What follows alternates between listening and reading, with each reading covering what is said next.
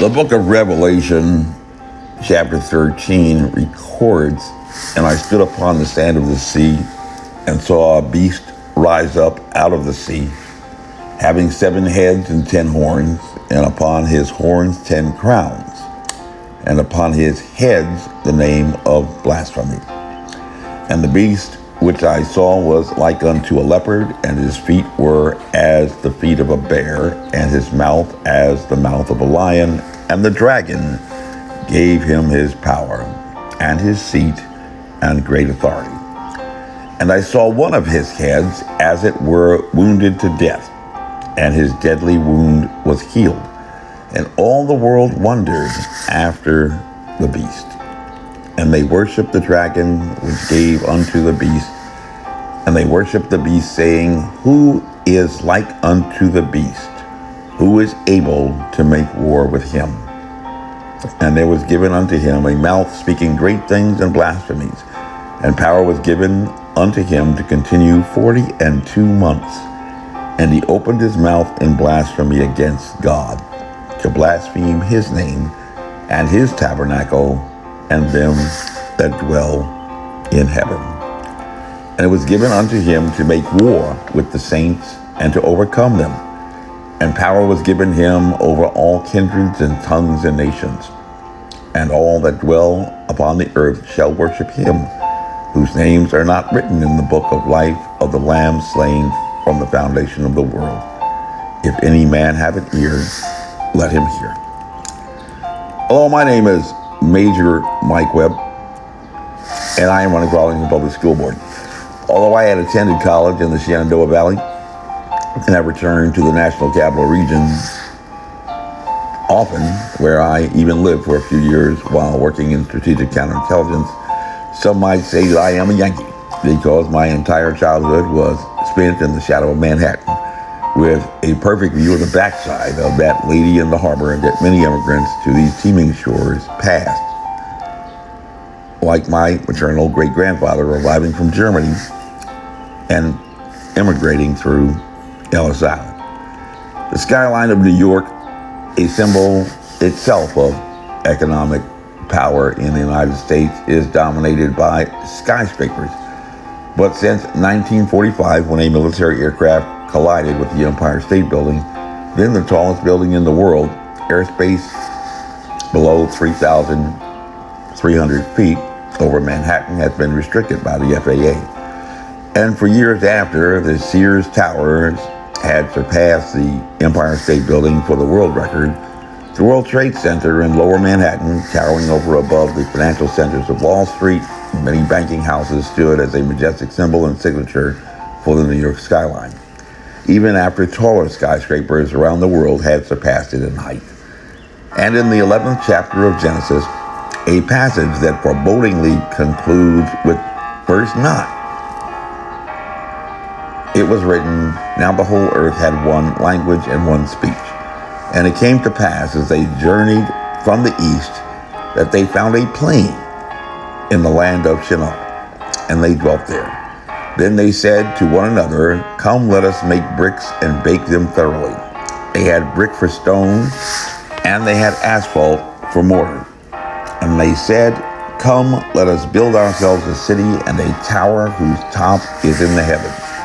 Let us make a name for ourselves, lest we be scattered abroad over the face of the whole earth. But the Lord came down to see the city and the tower which the sons of men had built. And the Lord said, Indeed, the people are one, and they all have one language. And this is what they begin to do. Now nothing that they propose to do will be withheld from them. Come, let us go down and there confuse their language, that they may not understand one another's speech. So the Lord scattered them abroad from there over the face of all the earth, and they ceased building the city.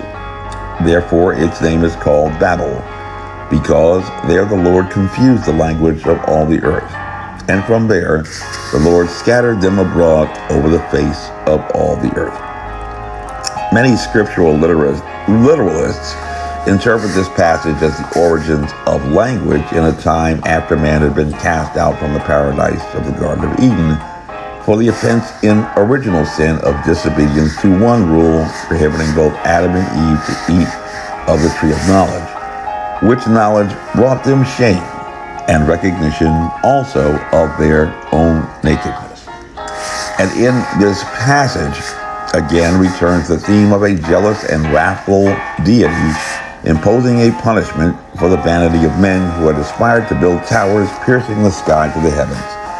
But at least most in the modern era would find it preposterous as a notion that even had these men succeeded in simply attaining the heights of the highest mountains, like those found in Tibet, their efforts would have been frustrated by natural forces that would have limited their ability to breathe, cutting their heaven-bound journey far short of its goal, an aspiration overcome by respiration constraints.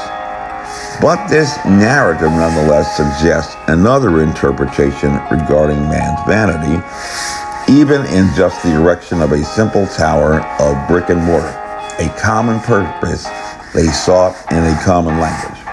Very similar to a current public health crisis that has found many openly lamenting in the face of a lethal pandemic that to date has claimed the lives of over 500,000 Americans, finding just 6 months after the arrival of a novel coronavirus in this nation, one leading publication in the nation's capital wrote that 4 months of discord about the coronavirus epidemic have transformed the cloth mask into a potent political symbol, touted by Democrats as a key part of communal responsibility, labeled by some GOP leaders as a sign of government overreach, and as a scarlet letter pinned on the weak. These words were written at a time when fact-checkers began to delete or censor content on social media that departed from statements that were deemed by arbiters to be false, arbiters who had promoted the idea that Dr. Anthony Fauci was the nation's leading infectious disease control expert as the truth, despite the fact that this is a statement that is patently false. A different language, confusing, fake news, and at a time when the Pew Research Center had noted that a highly contentious and emotional electorate had retreated to echo chambers for obtaining their news content that reinforced their own political and ideological preferences, and spending only a little more than an hour each day, only about 15 minutes of which actually was engaged in reading, and then for only 2 minutes on each story consuming news content 1/8 of the time that it would consume in research for purchasing a new automobile, and finding 76% of Democrats and 66% of Republicans very confident still that they understood the science of a novel coronavirus that even had scientists admitting had left them baffled even by the very first case of infection to arrive in the United States in mid-January of 2020. And intriguingly, despite having impressed the world with its erection of skyscrapers so tall that it had even tempted those desperately seeking thrills and prize money to climb and broadcast their adventures for the world to see, sometimes ending tragically in falls, the Beijing government, which had been until December 2020 constructing towering skyscrapers at a rate of as many as 14,000 per year, may have by September of last year declared victory over a novel coronavirus without the administration of even one vaccine, has canceled all foreign investment and ceased construction on all skyscrapers indefinitely, like canceled worship services, at least until after the pandemic. Until 2016, China, despite its size, had been primarily an agrarian nation. When the city of Wuhan, today the Detroit of the People's Republic of China, propelled that nation for the first time to a rank amongst primarily industrial nations. And as early as March of 2020, beginning to turn the tide on their infections, that industry had already began to rebound, while even students were returning to school and life was returning to normal after less than 3 months of lockdowns in the 42nd largest city in the world. While in August 2019, According to contemporary reports that had appeared in the South China Morning Post, the Beijing government had prioritized, for unknown reasons, production of smoke grenade munitions, stockpiling munitions for which it has a very limited export potential because of environmental consequences of their high temperature burning munitions up to 850 degrees that produces toxins and dioxins denounced by the international community. Stockpiles way too large for internal protests and deployments of riot agents. And in December, while an emerging public health threat had captured international headlines, the People's Liberation Navy launched its second of only 2 aircraft carriers, all indicators of a shift toward a military posture as a priority. On December 4th, 2020, Senators Mark Warner and Marco Rubio issued a joint statement from the Senate Select Committee for Intelligence stating, "We agree with D&I Ratcliffe that China poses the greatest national security threat to the United States. Our intelligence is clear. The Chinese Communist Party will stop at nothing to exert its global dominance. Beijing's infiltration of U.S. society has been deliberate and insidious as they use every instrument of influence available to accelerate their rise at America's expense. Our democratic values are threatened by China's attempts to supplant American leadership and remake the international community in their image. The Chinese Communist Party's authoritarian leaders seek to threaten our free speech, politics, technology, economy, military, and even our drive to counter the COVID-19 pandemic. Unfortunately, the United States' challenge with China is not unique as Beijing seeks to infiltrate and subvert other nations around the world, including our allies. This is our watershed moment, and we must stand our ground. The United States must not and cannot accept Beijing's quest to exert dominance while dismissing international legal norms and committing egregious human rights abuses to further their goals.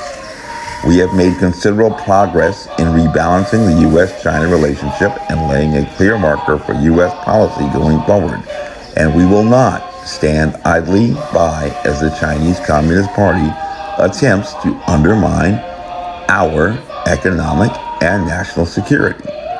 The message to Beijing and to the world is that China's behavior will not be tolerated and will be contested by democratic values in close partnership with our allies and partners. Looking at the press, looking at current events, do you see those statements being reflected in current American policy? That is the only question. This briefing was unclassified. My name is Major Mike Webb, and by God, I am running for Arlington Public School Board. Let's keep Mike Webb away from our schools. Honest.